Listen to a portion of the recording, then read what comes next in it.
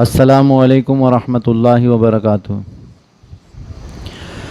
الحمد للہ رب العالمین والصلاة والسلام علی سید الانبیاء والمرسلین، اما بعد فاعوذ باللہ من الشیطان الرجیم، بسم اللہ الرحمن الرحیم۔ الذين يتبعون الرسول النبي الأمي الذي يجدونه مكتوبا عندهم في التوراة والإنجيل يأمرهم بالمعروف وينهاهم عن المنكر ويحل لهم الطيبات ويحرم عليهم الخبائث ويدع عنهم إصرهم والأغلال التي كانت عليهم فالذين آمنوا به وعزروه ونصروه واتبعوا النور الذي أنزل معه أولئك هم المفلحون۔ صدق اللہ العظیم۔ رب اشرح لی صدری ویسر لی امری واحلل عقدۃ من لسانی یفقہوا قولی۔ اللہم ربنا الہمنا رشدنا واعذنا من شرور انفسنا، اللہم ارنا الحق حقا وارزقنا اتباعہ وارنا الباطل باطلا وارزقنا اجتنابہ، اللہم وفقنا لما تحب وترضى وتقبل منا انک انت السمیع العلیم، آمین یا رب العالمین۔ محترم حضرات، اللہ کا بڑا شکر ہے کہ یہاں ماہانہ درس قرآن ہوتا ہے۔ پچھلے مہینے نہیں ہو سکا کسی وجہ سے، لیکن اللہ کا شکر ہے کہ ہر مہینے کے پہلے اتوار کو یہاں درس قرآن کی محفل ہوتی ہے۔ آج جو ہمارا درس ہے وہ سورۃ الاعراف کی آیت نمبر 157، سورۃ الاعراف آیت نمبر 157 کے حوالے سے جناب نبی کریم صلی اللہ علیہ وسلم سے ہمارے تعلق کی بنیادیں، اس موضوع پہ انشاءاللہ بات کرنی ہے۔ سب سے پہلے تو موضوع کی اہمیت کو سمجھیے۔ اللہ کے فضل سے ہم سب مسلمان ہیں الحمدللہ، اور جناب نبی کریم صلی اللہ علیہ وسلم کی رسالت پر بھی ایمان رکھتے ہیں۔ تقریباً 1.57 کروڑ سے زیادہ دنیا میں لوگ مسلمان ہیں جو جناب نبی کریم صلی اللہ علیہ وسلم کی رسالت پر ایمان رکھتے ہیں، اور اللہ ہی کا فضل ہے کہ ایک شدید محبت اور عشق کا ایک رجحان پایا جاتا ہے جناب نبی کریم سے صلی اللہ علیہ وسلم، چاہے وہ کسی بھی اسکول آف تھاٹ کا ہو، عرب ہو، عجم ہو، پاکستانی ہو، بنگلہ دیشی ہو، افغانی ہو، کہیں پر بھی ہو، پوری دنیا میں ایک شدید تعلق ہے جناب نبی کریم سے صلی اللہ علیہ وسلم، اور یہ بڑا مبارک تعلق ہے، ایک محبت کا، عشق کا تعلق، ایک بڑا زبردست تعلق ہے جناب نبی کریم سے صلی اللہ علیہ وسلم۔ البتہ یہ بات بھی ذہن میں رہنی چاہیے کہ یہ محبت اور عشق ایک اعتدال کے ساتھ اگر ہو اور صحیح سمت میں ہو تو پھر یہ عمل میں، اطاعت میں ڈھلتا چلا جاتا ہے۔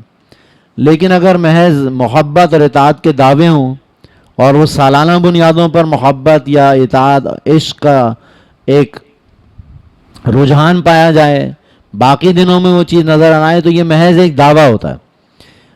لہذا اس حوالے سے بہت ضروری ہے کہ ہم سب سمجھیں کہ جناب نبی کریم صلی اللہ علیہ وسلم سے محبت اور آپ سے عشق کا تعلق قرآن کی بنیادوں پر کس کس کام کے ذریعے ہو سکتا ہے، کون کون سے ایسے اعمال ہیں جو ہم کریں، کون کون سے ایسے افعال ہیں جو ہم کریں تو جناب نبی علیہ الصلاۃ والسلام سے ہمارے تعلق مضبوط سے مضبوط تک ہو سکتا ہے۔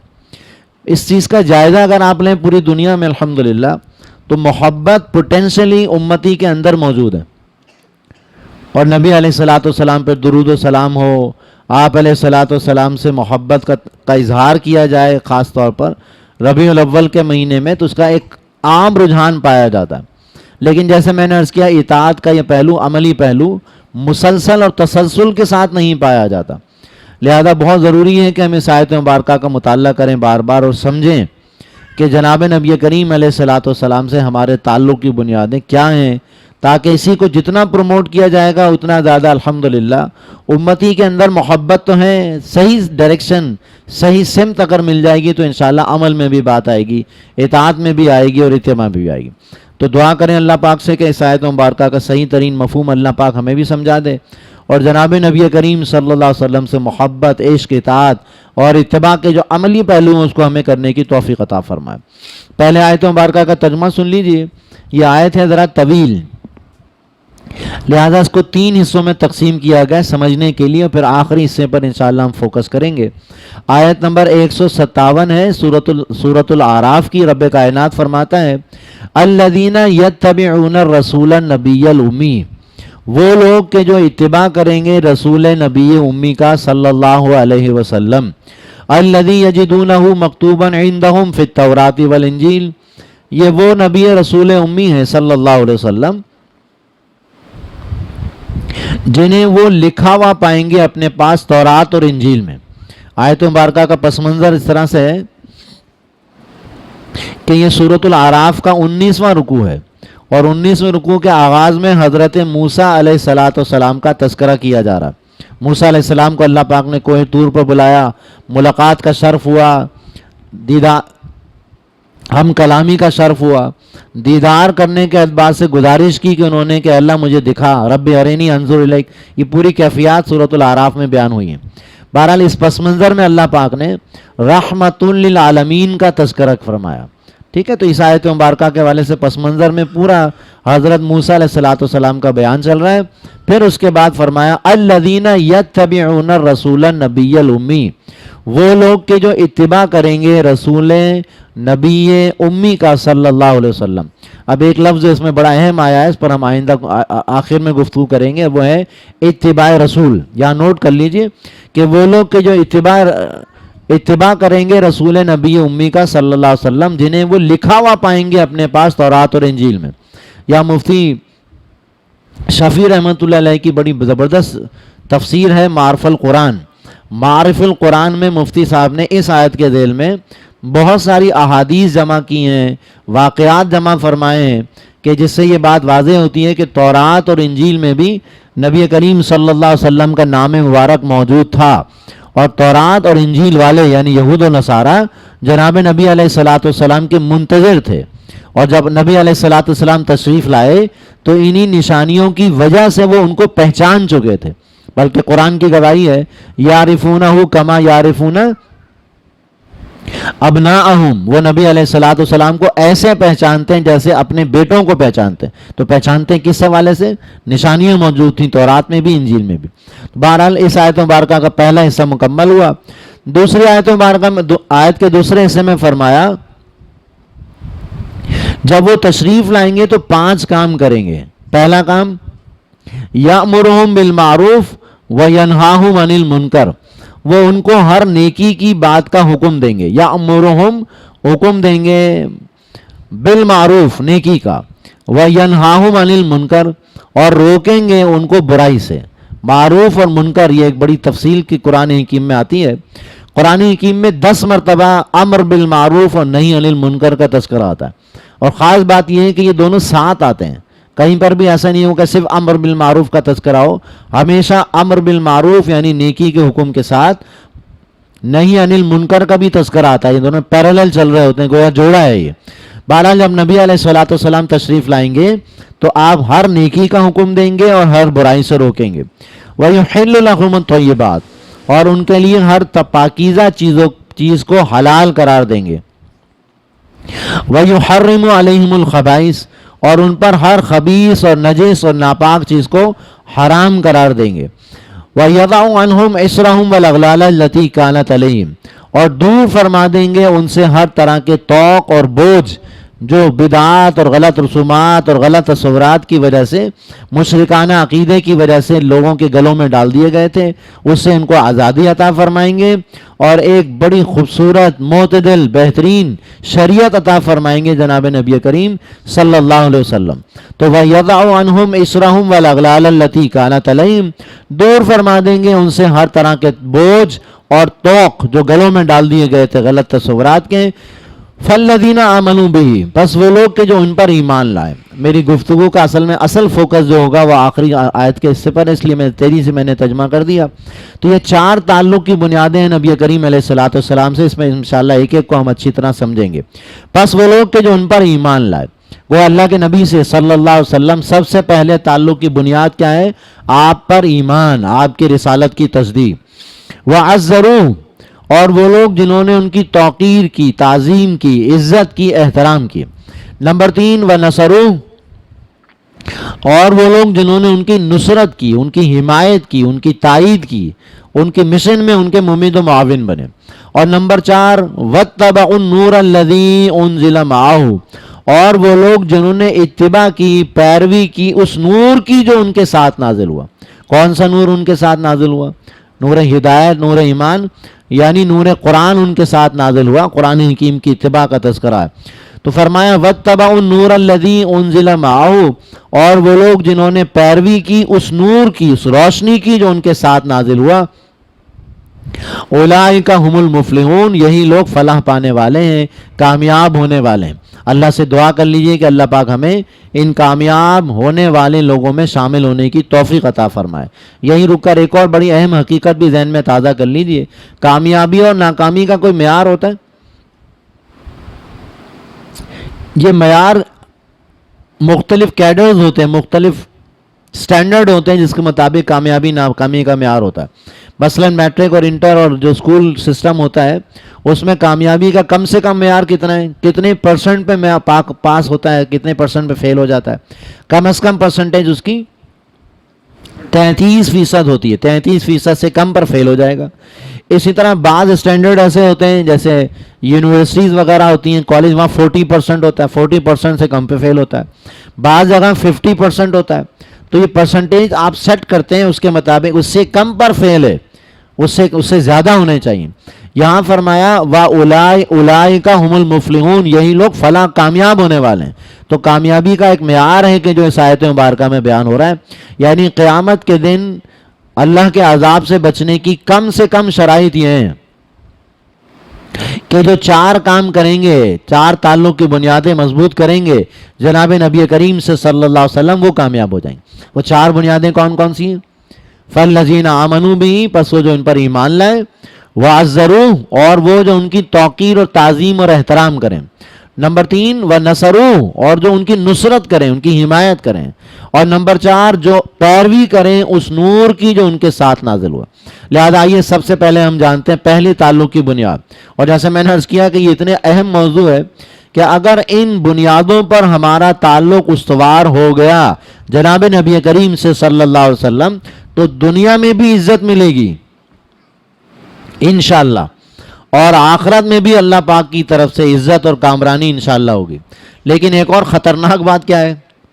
خطرناک کہہ لیجئے جو خبردار کرنے کے اعتبار سے، کہ اگر ان 4 بنیادوں پر ہمارا تعلق نبی علیہ الصلوۃ والسلام سے قائم نہیں ہوا یا ہم نے قائم نہیں کیا، تو ہم کتنے ہی اپنے آپ کو عاشق رسول سمجھتے رہیں، کتنا ہی اپنے آپ کو مسلمان سمجھتے رہیں، بعمل مسلمان اگر ان 4 بنیادوں پر جو قرآن فراہم کر رہا ہے، اگر یہ تعلق کی بنیادیں استوار نہیں ہوئی، تو خدا نہ خواستہ اس بات کا خطرہ ہے۔ کس بات کا خطرہ ہے؟ کہ نہ خدا ہی ملا، نہ وصال صنم، نہ ادھر کے رہے نہ ادھر کے رہے۔ لہذا بہت ضروری ہے، بڑے توجہ کے ساتھ ہمیں ان آیت مبارکہ کو پڑھنا ہوگا، سمجھنا ہوگا۔ جناب نبی علیہ الصلوۃ والسلام سے ہمارے تعلق کی بنیادیں یہ ہیں۔ ایک اور شعر میرے ذہن میں آ گیا، اتفاق سے انتقال ہو گیا ان کا، مظفر وارثی صاحب کا انتقال ہو گیا۔ صحیح خبر ہے؟ خبر صحیح ہے یا فیک ہے؟ مظفر وارثی کو جانتے ہیں؟ بہت بڑے نعت خواں بھی تھے، نعت گو بھی تھے، رائٹر بھی تھے، بڑا مشہور ہے نا۔ تو ان کی ایک نعت تھی، بچپن میں ہم نے سنی تھی، رہے سلامت بس ان سے نسبت، میرا تو ایک آسرا یہی ہے۔ اور بڑی پیاری بات ہے، بڑی غور کرنے کی بات ہے کہ رہے سلامت بس ان سے نسبت، کن سے نسبت؟ اور سچی بات ہے کہ مسلمان کا آسرا یہی ہے بس۔ اگر اللہ کے نبی سے تعلق استوار ہو گیا اور پیغمبر نے کہہ دیا یہ میرا امتی ہے، تو انشاءاللہ دنیا اور آخرت میں کامیابی۔ اور جیسے میں نے عرض کیا، خدا نہ خواستہ پیغمبر علیہ الصلوۃ والسلام نے پہچاننے سے انکار کر دیا، اللہ نہ کرے کوئی ایسے کام ہم کر کے گئے، بدعت کر کے گئے، نافرمانی کر کے گئے، دین میں بگاڑ پیدا کر کے گئے، پیغمبر نے اگر پہچاننے سے انکار کر دیا تو خدا نہ خواستہ دنیا بھی گئی، آخرت بھی گئی۔ تو اس اعتبار سے ہمارے استاد محترم انجینئر نوید احمد صاحب یہ شعر پڑھا کرتے تھے، اور خاص طور پر خطابیں جو نکاح کا خطاب ہوتا تھا اس میں داڑھی رکھوانے کے حوالے سے بڑی اہم گفتگو کرتے تھے. داڑھی اللہ کے نبی کی سنت ہے اور اس کے دلائل بڑے زبردست. لیکن آخر میں یہ شعر پڑھتے تھے, رہے سلامت بس ان سے نسبت, میرا تو ایک آسرا یہی, بلکہ واقعہ آپ کو سنائی دیتا ہوں پورا. جب انہوں نے پوری حدیث سنائی ایک خطاب نکاح میں, حدیث سنا کر انہوں نے کہا کہ نبی علیہ الصلوۃ والسلام کے سامنے آئے 3-4 مجوسی ایرانی تھے, وہ اپنے کسی وقت کے کسی معاملے میں آئے تھے. نبی علیہ الصلوۃ والسلام نے ان کو دیکھا کہ ان کی مونچھیں بہت بڑی ہوئی. رستم نے بڑی بڑی مونچھیں کرنے کا حکم دیا تو داڑیاں صاف تھیں. جب جیسے ہی آئے نبی علیہ الصلوۃ والسلام کے سامنے تو اللہ کے نبی نے چہرہ دوسری طرف کر لیا, پسند نہیں کیا اس چہرے کو, لیکن زبان سے کچھ نہیں کہا. یہ بھی ویسے بھی ایک آداب میں سے ہے کہ کوئی مہمان آئے تو اس کی بے عزتی نہ کی جائے, لیکن چہرہ پسند نہیں تھا نبی علیہ الصلوۃ والسلام کا ایسا جس پہ داڑھی نہ ہو. بہرحال آپ نے دوسری طرف رخ کر لیا, پھر وہ سامنے سے آئے دوسری دفعہ, پھر آپ نے اپنا رخ بدل لیا اس طرف. تیسری مرتبہ جب اللہ کے نبی علیہ الصلوۃ والسلام نے یہ عمل دہرایا تو انہوں نے سوال کیا کہ آپ ایسا کیوں کر رہے ہیں, کوئی وجہ ہونی چاہیے نا. تو نبی صلی اللہ علیہ وسلم نے پوچھا ان سے کہ یہ تم نے اپنی چہرہ کیسا بنایا ہوا ہے؟ کہا ہمارے بادشاہ نے حکم دیا ہے کہ بڑی بڑی مونچھیں کرو اور جو ہے وہ داڑیاں صاف کرو. اس پر پیغمبر علیہ الصلوۃ والسلام نے بہت ناراض ہو کر یہ بات ارشاد فرمائی کہ مجھے میرے رب نے حکم دیا ہے فلوہا, داڑیوں کو بڑا کرو اور مونچھیں کو اتراؤ. تو بہرحال حدیث میں تو ہے اف اللوہا کے الفاظ ہیں.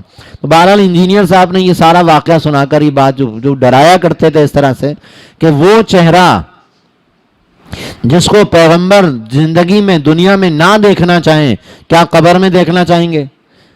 کیا قیامت کے دن ایسا چہرہ جس پہ داڑھی نہ ہو, پیغمبر علیہ الصلوۃ والسلام کی سنت نہ ہو, کیا پیغمبر اس کی زیارت کرنا چاہیں گے؟ یا پیغمبر کی زیارت ایسے لوگوں کو ممکن, یہ وہ خبردار کرنے کے لیے.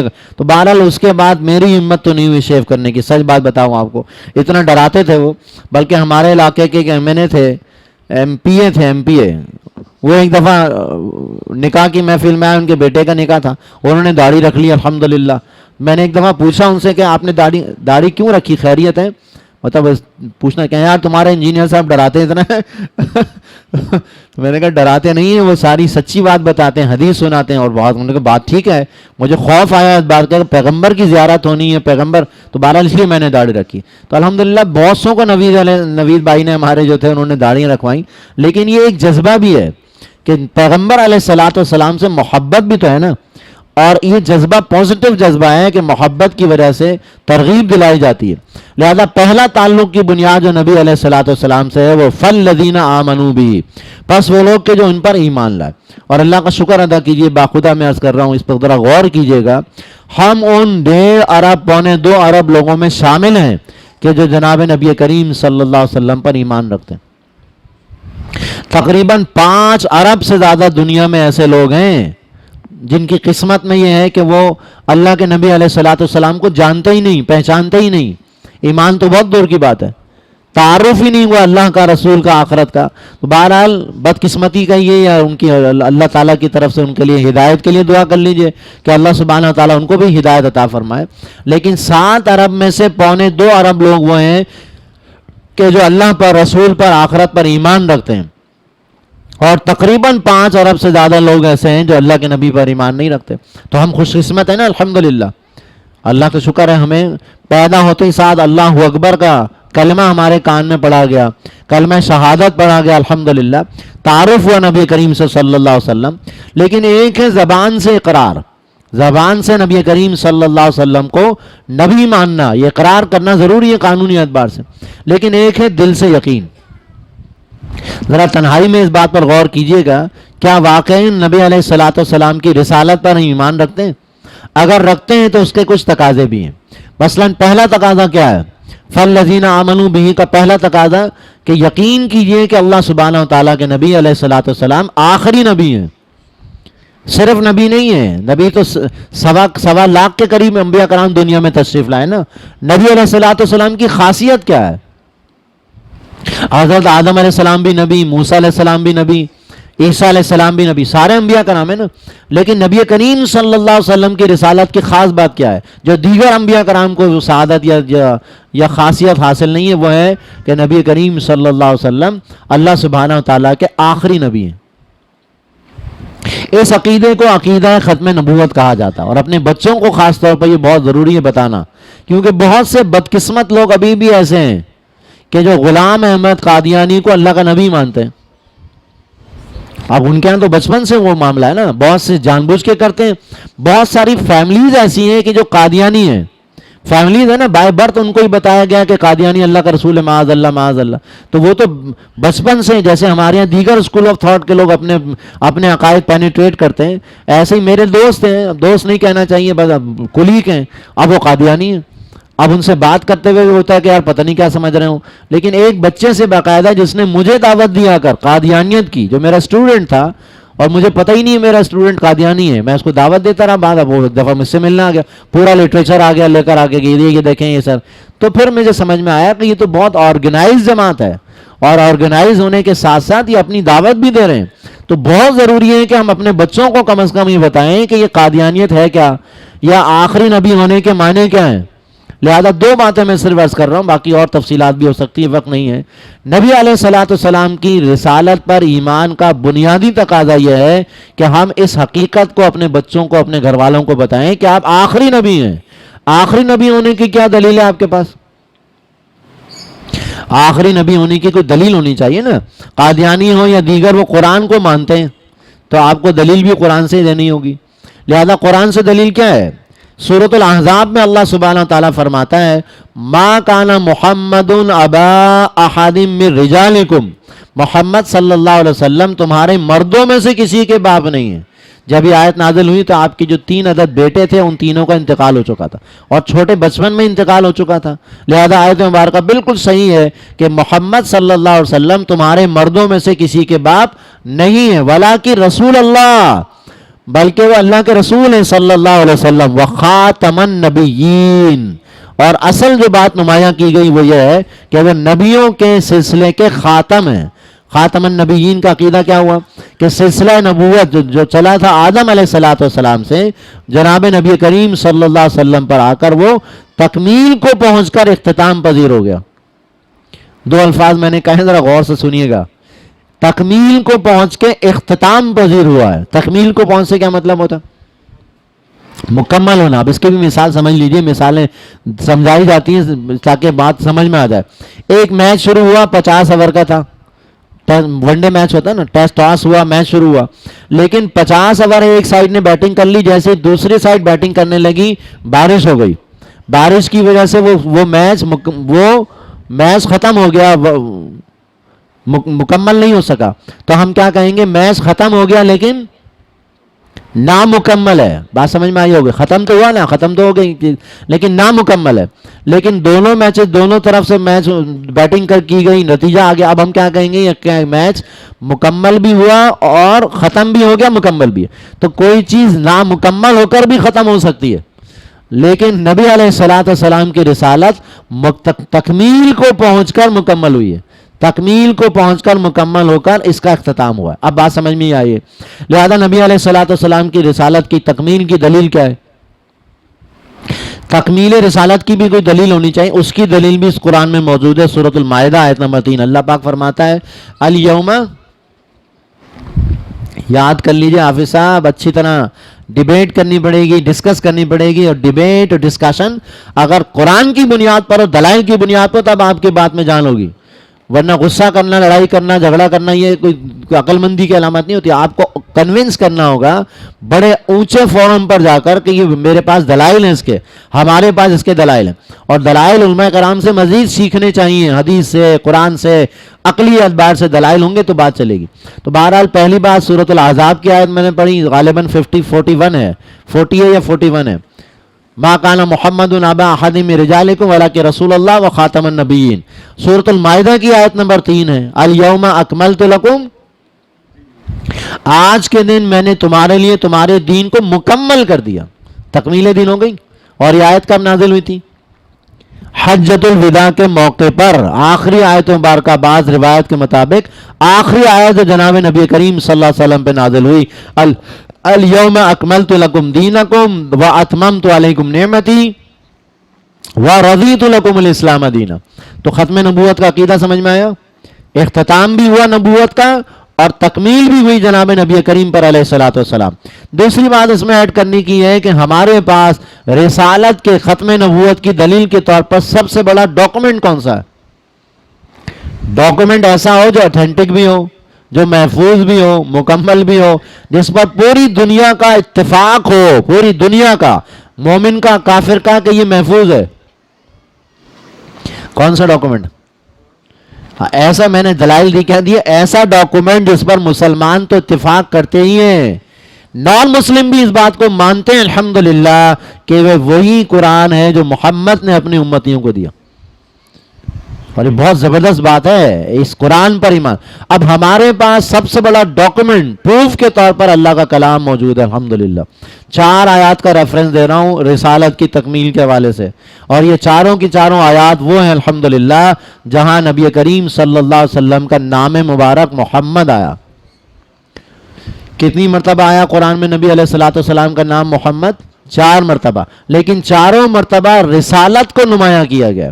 پہلی مرتبہ آیا سورہ آل عمران میں، وما محمد الا رسول قد خلت من قبلہ الرسل افئن مات او قتل انقلبتم علی اعقابکم ومن ينقلب علی عقبیہ فلن یضر اللہ شیئا۔ یہ آیت نازل ہوئی تھی سورہ آل عمران کی، خاص طور پر غزوہ احد کے موقع پر جب نبی علیہ الصلوۃ والسلام مجروح ہوئے، آپ کو شدید نقصان پہنچا، اس موقع پر نازل ہوئی وما محمد الا رسول۔ کس چیز کو نمایاں کیا؟ رسالت کو۔ پھر اسی طرح آئی یہ سورہ فتح میں، محمد رسول اللہ صلی اللہ علیہ وسلم، محمد رسول اللہ والذین معہ اشداء علی الکفار رحماء بینہم۔ سورہ محمد سورہ فتح میں بڑی شان سے آئی اور صحابہ کرام کا بھی تذکرہ کیا گیا۔ پھر تیسری مرتبہ سورہ احزاب، بلکہ دوسری مرتبہ عذاب میں آئی، غالباً میں آگے پیچھے ہو رہا ہوں، اور تیسری مرتبہ آئی سورہ فتح میں۔ دوسری مرتبہ ترتیب کے اعتبار سے سورہ عذاب کی آیت ما کان محمد ابا احد من رجالکم ولکن رسول اللہ۔ کس چیز کو نمایاں کیا جا رہا ہے؟ رسالت کو۔ اور چوتھی مرتبہ آئی سورہ محمد میں، سورہ محمد میں آئی بھی جو نازل ہوا نبی کریم پر علیہ الصلوۃ والسلام۔ بہرحال رسالت کی سب سے بڑی دلیل قرآن حکیم ہمارے پاس موجود ہے۔ اب اللہ سے دعا کریں اس قرآن سے اپنے تعلق کو ہمیں بہتر کرنے کی توفیق عطا فرمائے۔ یہ قرآن حکیم روزانہ پڑھنے کا کلام ہے یا سالانہ؟ اچھا برا نہیں منائیے گا، توجہ طلب کرنے کے لیے بھی کرتا ہوں بعض اوقات ایسے سوال۔ ہمارے معاشرے میں عام طور پر ٹرینڈ یہ ہے کہ یہ سالانہ بنیادوں پہ پڑھا جاتا۔ کس مہینے میں؟ رمضان میں صبح بھی پڑھا جا رہا ہے، شام کو بھی تراویح بھی ہو رہی ہے، تلاوت بھی ہو رہی ہے، اور خانہ کعبہ سے لائیو بھی آ رہا ہے، اور دنیا بھر کے لوگ الحمدللہ قرآن پڑھتے پڑھاتے ہیں، کوئی شک نہیں اس میں، پڑھتے ہیں نا۔ حافظ صاحب بھی، حافظ صاحبان بھی الحمدللہ تراویح پڑھتے ہیں، پڑھاتے ہیں، اللہ کا شکر ہے۔ لیکن 11 مہینے کیا قرآن حکیم سے ہمارا تعلق ویسا ہے جیسے ہونا چاہیے؟ یہ ہے توجہ طلب بات۔ ہم سب اپنا جائزہ لیں۔ 5 نمازوں میں قرآن حکیم پڑھا جاتا ہے الحمدللہ، کتنا قرآن سمجھا جاتا ہے؟ قرآن حکیم صرف پڑھنے کے لیے تو نہیں ہے نا، قرآن حکیم کی آیات کو سمجھنا بھی ضروری ہے۔ ساری زندگیاں گزار دیتے ہیں، 50 سال نہیں، 60 سال 70 سال گزر گئے، اللہ تعالیٰ نے ایکسٹرا ٹائم دیا ہوا، 60+ کو تو ایکسٹرا ٹائم ہی ہے نا، کسی وقت بھی اللہ تعالیٰ کی طرف سے بلاوا، لیکن توفیق نہیں ملتی کہ قرآن حکیم کا ترجمہ پڑھ سکیں، تفسیر پڑھ سکیں، دیکھ سکیں، درس سن سکیں۔ اکثر و بیشتر غفلت، بلکہ نمازیں ہی نہیں پڑھ رہے ہوتے بہت سارے لوگ۔ تو بہرحال اللہ سے دعا بھی مانگیں، توفیق بھی مانگیں کہ اللہ پاک ہمیں قرآن پڑھنے کی، پڑھانے کی، ترجمہ قرآن پڑھنے کی، تفسیر پڑھنے کی توفیق عطا فرمائے۔ یہ پہلا تعلق ہے نبی کریم سے علیہ الصلوۃ والسلام۔ قرآن حکیم سے اللہ کے پیغمبر کا تعلق کیسا تھا؟ کتنا قرآن پڑھتے تھے نبی کریم صلی اللہ علیہ وسلم؟ احادیث سے معلوم ہوتا ہے کہ مکے میں تو جتنا قرآن نازل ہوتا جا رہا تھا، دار ارقم میں پڑھتے بھی تھے، پڑھاتے بھی تھے، لیکن مدینے میں جا کر جب نماز 5 وقت کا سلسلہ ہوا، تہجد کا سلسلہ شروع ہوا تفصیل کے ساتھ، تو اکثر و بیشتر نبی علیہ الصلوۃ والسلام رات کے وقت تہجد میں ایک طویل قیام کیا کرتے تھے۔ طویل قیام مکے میں بھی سلوس کیا آیت سورہ مزمل کی آیت مبارکہ ہے، 2/3 1/3 3/3 1/3 سے زیادہ قرآن کے ساتھ طویل قیام۔ بلکہ ایک روایت میں تو ایک صحابی کا تذکرہ آتا ہے خاص طور پر کہ وہ اپنی خالہ کے گھر رکے، نبی علیہ الصلوۃ والسلام کی زوجہ محترمہ ان کی خالہ تھیں، اور رکنا چاہا کہ رکنا ہے، رات کی شب جو صورتحال ہوتی ہے، رات کو کیا کرتے ہیں، اعمال کیا ہیں، ذرا قریب سے دیکھ سکیں. بہرحال وہ فرماتے ہیں کہ میں نبی علیہ الصلوۃ والسلام کے پیچھے کھڑا ہو گیا تہجد میں. اللہ کے نبی علیہ الصلوۃ والسلام نے سورہ بقرہ شروع کر دی اور سورہ بقرہ پڑھتے گئے. میرا جی چاہتا ہے کہ اب میں نیت توڑوں, اب نیت توڑوں. سورہ بقرہ پڑھ رہے ہیں پیغمبر علیہ الصلوۃ والسلام کا قیام اتنا طویل ہوا کرتا تھا کہ آپ کے قدموں پر, آپ کے پیروں پر ورم آ جایا کرتا. اب سوچیں ذرا, اتنا طویل قیام, یہ محبت ہے نا, تعلق ہے نا.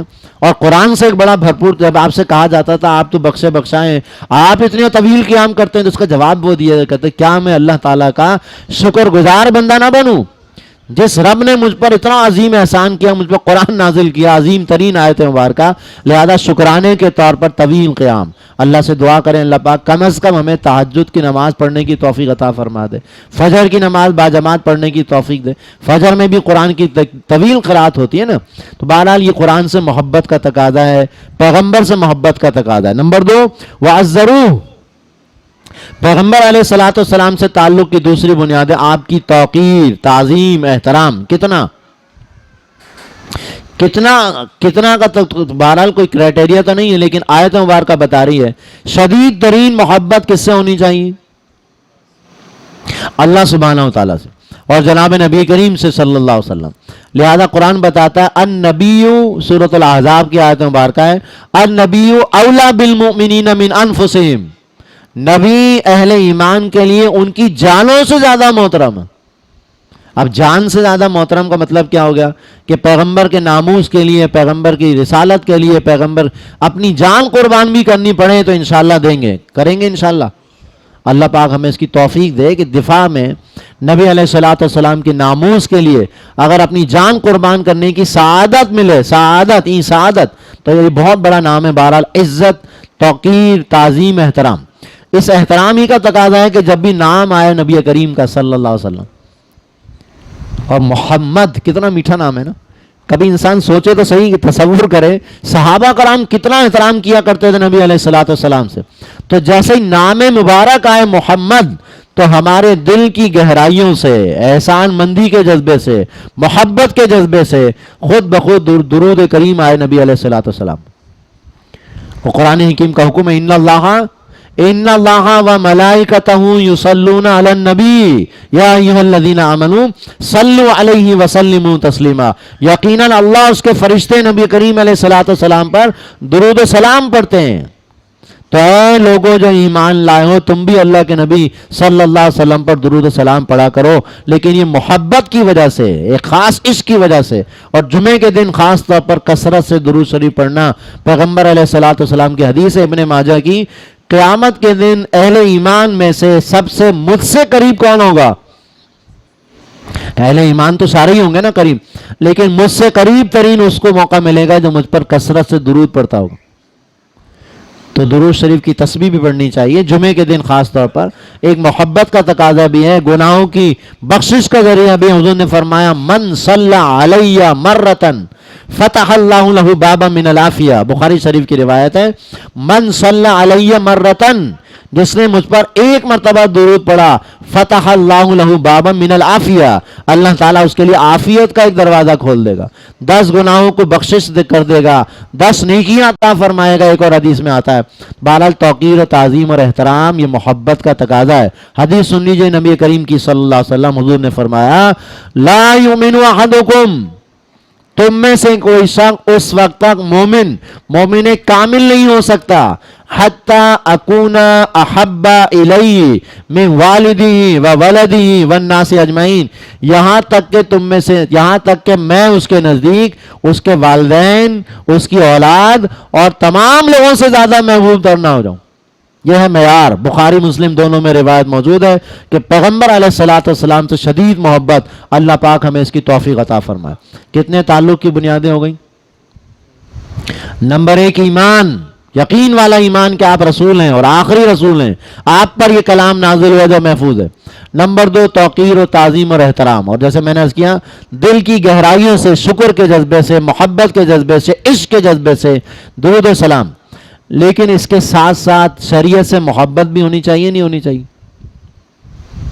نبی علیہ الصلوۃ والسلام جو دین لے کر آئے، جو طریقہ کار لے کر آئے، جو شریعت سے محبت. لہذا ایک اور حدیث ہے نبی علیہ الصلوۃ والسلام کی، لا یؤمن احدکم حتی یکون ہواہ تبعا لما جئت بہ. تم میں سے کوئی شخص اس وقت تک مومن کامل ہو ہی نہیں سکتا جب تک اس کی خواہشات نفس میری لائی ہوئی شریعت کے مطابق نہ ہو جائے.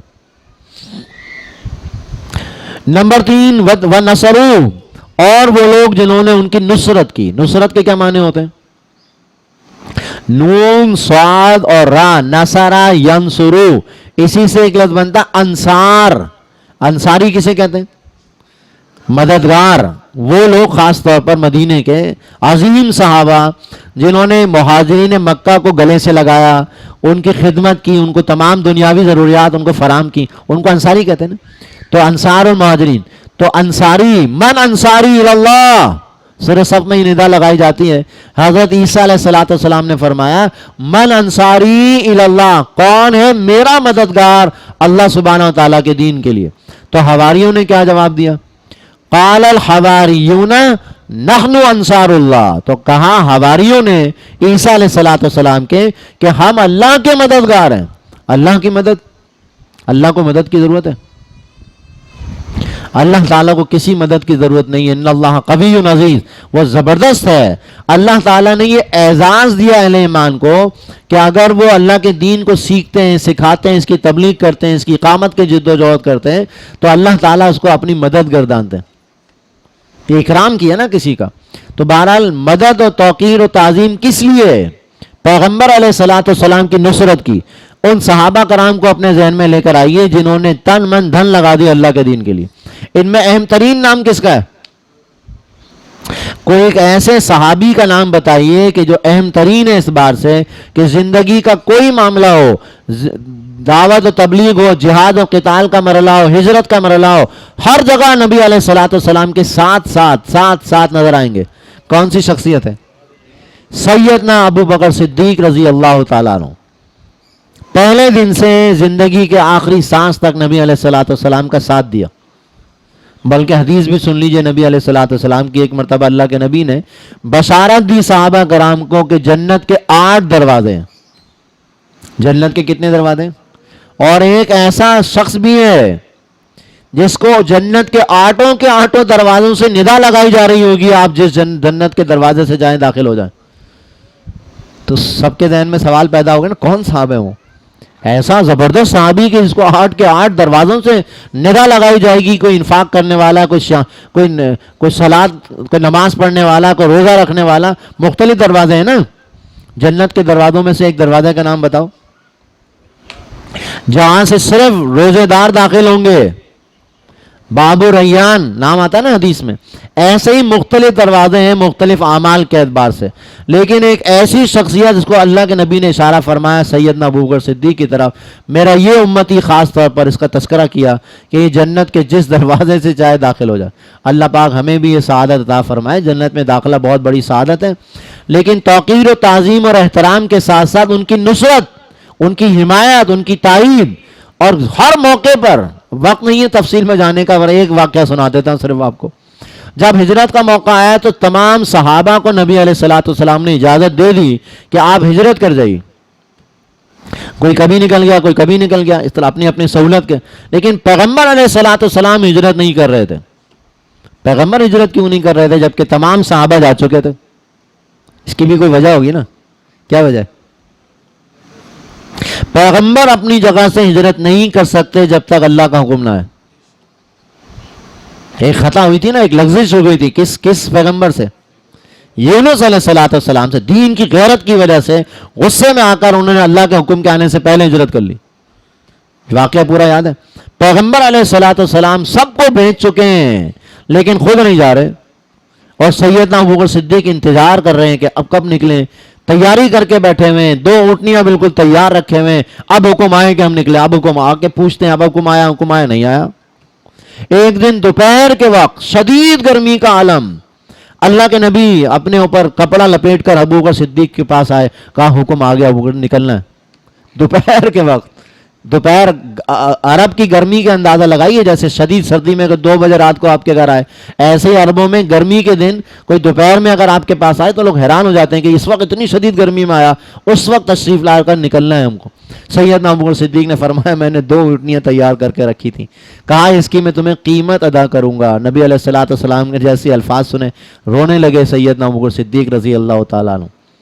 یہ احساس تھا کہ اللہ کے نبی فرما رہے ہیں کہ میں اس کی قیمت ادا کروں۔ بہرحال یہ احساس میں اس کو اس لیے دلا رہا تھا کہ ہر چیز قربان کر دی جناب نبی علیہ الصلوۃ والسلام کے لیے، لیکن خودداری بھی کوئی چیز ہوتی ہے نا، لہذا بہرحال اس کی تفصیل میں جانے کا موقع نہیں ہے۔ آپ جب ہجرت کے موقع پر غار ثور پہنچے ہیں، یہ ہے واقعہ، اور انتہائی درجے میں جب کافر پہنچ چکے ہیں بالکل قریب، اتنے قریب کہ اپنے اونٹ کو اپنے گھوڑے کی اگر پیروں کی طرف بھی دیکھیں تو نظر آ جائے۔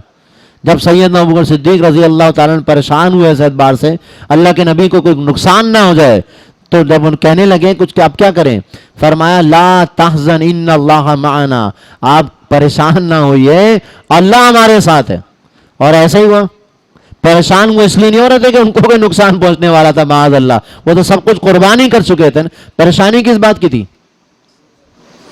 میرے حبیب کو کچھ نہ ہو جائے، میرے پیغمبر کو کچھ نہ ہو جائے، لہذا یہ تھا احساس۔ اذ ہما فی الغار اذ یقول لصاحبہ لا تحزن ان اللہ معنا، جب وہ دونوں غار میں تھے، کون دونوں؟ دوسرے کون تھے؟ دوسرے کون تھے؟ ذرا غور کی بات ہے، صرف تذکرہ قرآن میں ان دونوں کا ہے، ایک نبی علیہ الصلوۃ والسلام ہے، ایک آپ کے صحابی ہیں حضرت ابوبکر صدیق رضی اللہ تعالیٰ عنہ۔ تو شاید ہی کوئی موقع ہو جب اللہ کے نبی کے ساتھ نہ ہو سیدنا ابوبکر صدیق رضی اللہ تعالیٰ عنہ۔ یہ ہے نصرت اور حمایت، اللہ پاک ہمیں اس کی توفیق عطا فرمائے۔ ایمان، توقیر و تعظیم، نصرت، خاص طور پر نصرت اب درکار ہے۔ اب یہ دین پوری دنیا پر غالب ہونے والا ہے یا نہیں؟ ہوائیں چلنا شروع ہوئی نہیں ہوئی؟ بادل کو دیکھ کر، ہواؤں کو دیکھ کر، ٹھنڈی ہوا کو دیکھ کر کچھ بارش برسنے لگے تو کوئی یقین سا ہوتا ہے، ہاں اب تو بارش بھی ہونے لگی ہے نا تھوڑی بہت، ابھی تیز بارش بھی ہوگی انشاءاللہ رحمت کی، اور وہ اللہ نے چاہا تو اس ملک میں بھی اللہ کا دین نافذ ہوگا۔ عمران خان صاحب سے توقعات تو بہت زیادہ تھیں اور ابھی بھی ہیں، اللہ کرے گا ہدایت تو اللہ پاک کسی کو بھی دے سکتا ہے نا، کسی سے بھی دین کا کام لے سکتا ہے، ہم نے کوئی ٹھیکہ تو نہیں لیا۔ اللہ تعالیٰ اپنے کسی گنہگار بندے سے بھی نیکی کا کام لے سکتا ہے، اور اللہ کی توفیق تو امید تو لگائی جا سکتی ہے کہ اللہ تعالیٰ اس حکومت کو توفیق دے دے کہ یہ ریاست مدینہ کا خواب دیکھ رہے ہیں، اور اللہ کرے کہ مدینہ پاکستان کی ریاست کو واقعی ریاست مدینہ بنانے کی توفیق اللہ پاک ان کو توفیق عطا فرمائے، ممکنات میں سے ہے۔ آخری بات، وَاتَّبَعُوا النُّورَ الَّذِي أُنزِلَ مَعَهُ، اور وہ لوگ جنہوں نے پیروی کی اس نور کی جو ان کے ساتھ نازل ہوا، وہ کامیاب ہونے والے ہیں۔ شروع میں بھی اتباع کا تذکرہ تھا، آخر میں بھی اتباع کا تذکرہ، اور ہماری گفتگو کا اختتام بھی اتباع پر ہو رہا ہے۔ زندگی کا حاصل یہ ہے کہ کوئی نہ کوئی آئیڈیل آپ کا ہوتا ہے، کوئی نہ کوئی آئیڈیل بنایا، کوئی آئیڈیل پرسنالٹی ہوتی ہے، کوئی آئیڈیا ہوتا ہے، کوئی جاب ہوتی ہے، کوئی کیریئر ہوتا ہے، انسان کسی نہ کسی کو اپنا آئیڈیل بناتا ہے، اور آئیڈیلزم یہ انسان کی ضرورت ہے، باشعور انسان کی ضرورت ہے۔ ہر باشعور انسان کسی شخصیت کو، کسی کردار کو، کسی آئیڈیالوجی کو اپنا آئیڈیل بناتا ہے، جس کو آئیڈیل بناتا ہے اس کے پیچھے پیچھے چلتا ہے، اس کو فالو کرتا ہے، اس جیسا چہرہ بناتا ہے، اس جیسا بولنا چاہتا ہے۔ لکھنے والا اگر کوئی آئیڈیل ہو تو لکھاری ویسا ہو جاتا ہے۔ کرکٹ کے حوالے سے اگر آپ دیکھیں، کسی بیٹسمین کو آئیڈیل بنایا تو اس جیسی بیٹنگ شروع کر دیتا ہے، وغیرہ وغیرہ۔ ہمارے آئیڈیل ہیں محمد رسول اللہ صلی اللہ علیہ وسلم، ہمیں کسی اور آئیڈیل کی ضرورت ہی نہیں۔ لقد کان لکم فی رسول اللہ اسوۃ حسنہ۔ لہذا آج کے درس کا خلاصہ یہ ہے کہ اب نبی علیہ الصلوۃ والسلام کی زندگی کا مطالعہ کیا جائے۔ انشاءاللہ ربیع الاول میں یہ کام کریں گے۔ ربیع الاول کا پورا مہینہ اگر ایک سیرت کی کتاب لے کر پورے مہینے میں مکمل کر لیں، اس کے ابواب پڑھ لیں، اور نبی علیہ الصلوۃ والسلام سے تعلق کے حوالے سے آپ کا مقصد کیا تھا دنیا میں، آپ نے پہلے کیا کیا، کہاں پیدا ہوئے، کیا جوانی کہاں گزاری، تجارت کیسے کی، 40 سال کی عمر میں نبوت کا آغاز ہوا، مکی دور کیسا گزرا، مدنی دور کیسا گزرا، کتنے غزوات میں حصہ لیا، کتنی تلواریں تھیں نبی کریم کی صلی اللہ علیہ وسلم، یہ ساری تفصیلات معلوم کیجئے تاکہ پیغمبر علیہ الصلوۃ والسلام کو آئیڈیل بنا کر ان کی اتباع کر سکیں۔ اللہ سے دعا کریں اللہ پاک ہمیں ان سے محبت عطا فرمائے اور ان کے مشن میں قیامت تک ہمیں اس مشن کو جاری رکھنے کی توفیق عطا فرمائے۔ اقول قولی ھذا واستغفر اللہ لی ولکم ولسائر المسلمین والمسلمات۔ الحمد للہ رب العالمین والصلاة والسلام علی سید الانبیاء والمرسلین۔ ربنا تقبل منا انک انت السمیع العلیم وتب علینا انک انت التواب الرحیم۔ اللہم اید الاسلام والمسلمین، اللہم انصر الاسلام والمسلمین، اللہم انصر من نصر دین محمد صلی اللہ علیہ وسلم واجعلنا منہم، اللہم اغزل من اعرض عن دین محمد صلی اللہ علیہ وسلم ولا تجعلنا معہم۔ یا اللہ ہمارے تمام بیماروں کو شفا عطا فرما، اللہ ہماری تمام جائز ضروریات کو اپنے فضل و کرم سے پورا فرما دے۔ اب میں سے جو بے روزگار ہیں اللہ ان کو حلال اور جائز اور پاکیزہ روزی عطا فرما۔ یا اللہ جو بے اولاد ہیں ان کو نیک و صالح اولاد عطا فرما، جو صاحب اولاد ہیں اللہ ان کی اولاد کو ان کے لیے صدقہ جاریہ بنا دے، آنکھوں کی ٹھنڈک بنا دے۔ ہمارے والدین کی مغفرت فرما، ہمارے تمام اساتذہ کی مغفرت فرما، ہمارے تمام مرحومین کی بخشش فرما دے، ہمارے ملک مملکت خداداد پاکستان کی حفاظت فرما۔ یا اللہ اس کو واقعی اسلامی فلاحی ریاست بنانے کی ہمیں توفیق عطا فرما۔ فصلی اللہ علی النبی الکریم وآلہ وصحبہ اجمعین برحمتک یا ارحم الراحمین۔